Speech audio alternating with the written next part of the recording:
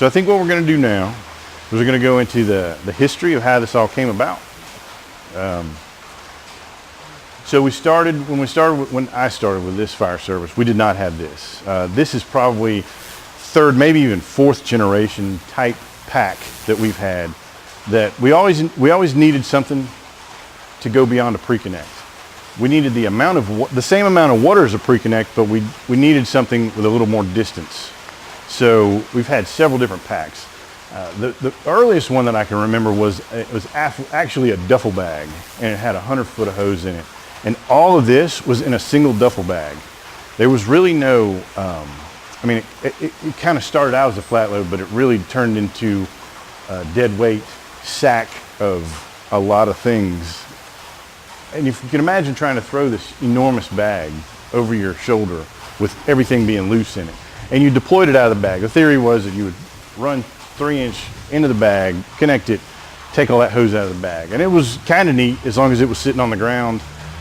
But it was really difficult to maneuver. It tangled. It was very difficult to deploy. And it was really hard to keep on the truck, believe it or not. It was like carrying a waterbed mattress on the truck. It would fall out all the time. The second one was a flat load stacked side by side, and it did have straps. That was a definite advantage, but you still had, so I mean, it just went back and forth, and then it staggered down back and forth. But the problem with that is, and so I'll fast forward, this is when I came. That's what we had. We had training in an old church, and we were deploying that. And there wasn't enough room to deploy that. I mean, literally you had to go either into the fire room. So we had 20 foot of hallway and then a fire room. But I had 150 feet of hose in a flat load that I had to somehow flake out in 20 feet or 30 feet or whatever it was. So the only way you could do that was to go back and forth. But you had to crawl. You were on air the entire time. It took a long time. And there were no obstacles. You're really just talking about a hallway. So when you talk about stairwells and everything else, we don't have high rises, so you can't take that. I know in fire school they tell you, oh, you go past the fire floor and you come back down. It's real easy. But what if there's no past? There's no past the fire floor. You can only go a certain distance.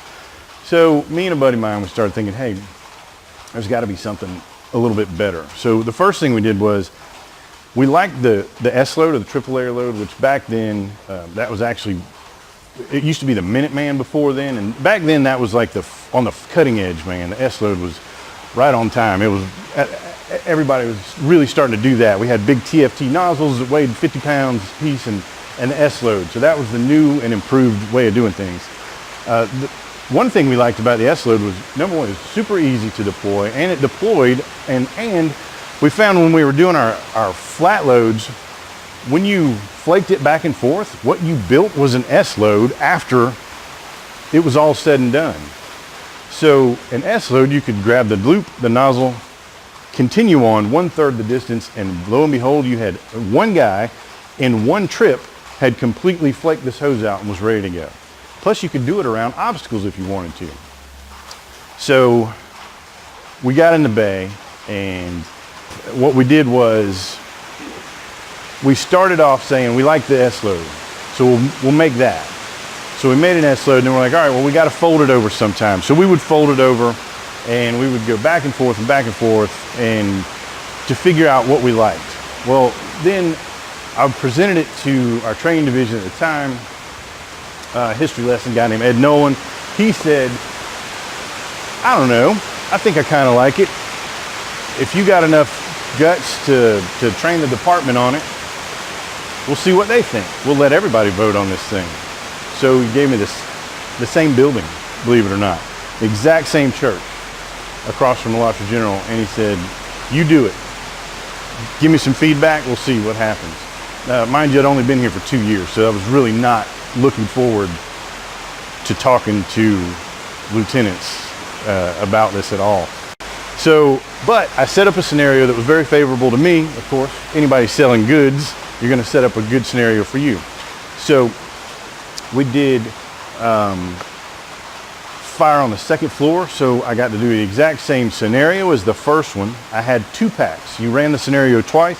Each unit ran the scenario twice using the existing pack, which was in a flat load, using the new modified, I forget what cool name they called it at the time, the new modified pack. You did both scenarios, and of course I made them do theirs first. That way they knew they were already tired and everything and worn out. So when they got this one, it was much, much easier. So we had them deploy it, and if you do this 150 feet, a third of the distance, if you hook in 10 feet out on the floor, enter the stairwell, landing and up, believe it or not, that's exact distance that this will deploy in. You can actually lay the loop down and the nozzle, and you're ready to charge it.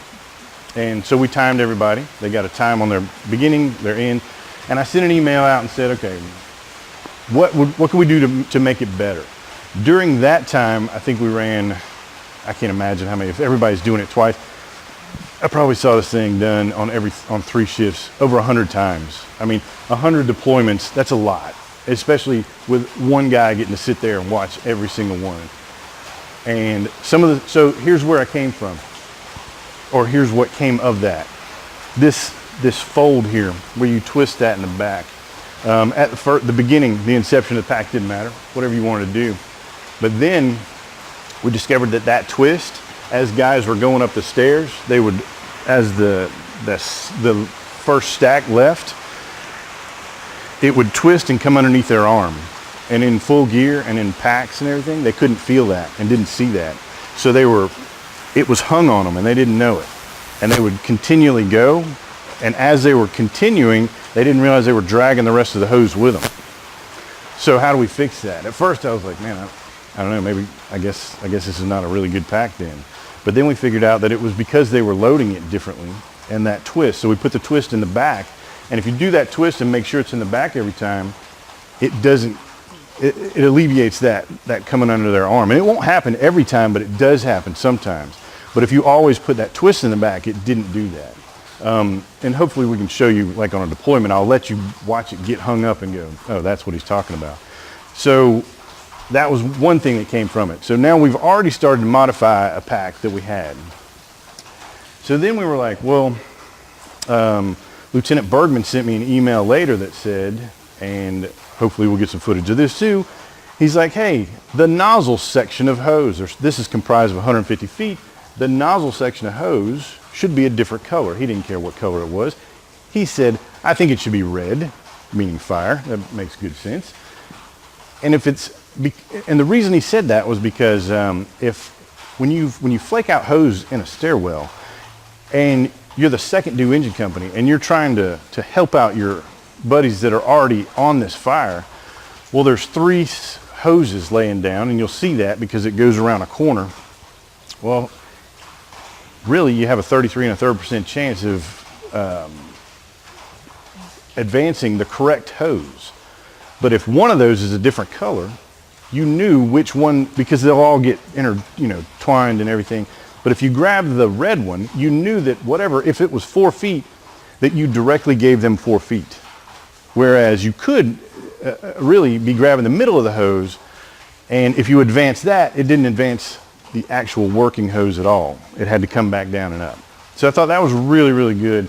And the department really stepped up and was like, you know what, we will buy different colors for that. So that's why you get the 2 different color hoses as well. But it's important that you put the hose in the right spot, and it's towards the nozzle. So the nozzle section should be that different color. So that was another thing that we changed when we did our, from the very inception of it. Originally we had fog nozzles, but we've come a long way with that. We got nozzles, we had different nozzles and all that stuff. So now we've gotten smoothbore nozzles, we have colors of hose, we have the twist going in the back. And so another thing was, we wanted to make it consistent. You need to make stuff consistent in the fire department that engine 16, back in the day, you used to have one, doesn't matter, Quint 16 and engine 27 should be doing the same thing. You don't want to take your firemen and completely put them at one station or another station and have them have to learn everything, including how to load hose differently at each station. That is the worst thing you can do, in my opinion. You should have the confidence to go from one station to the next and know that, yes, personalities will change, but the consistency of what you're going to find on the hose is going to be there. That consistency is going to make us a better department. You'll be able to function better in your job.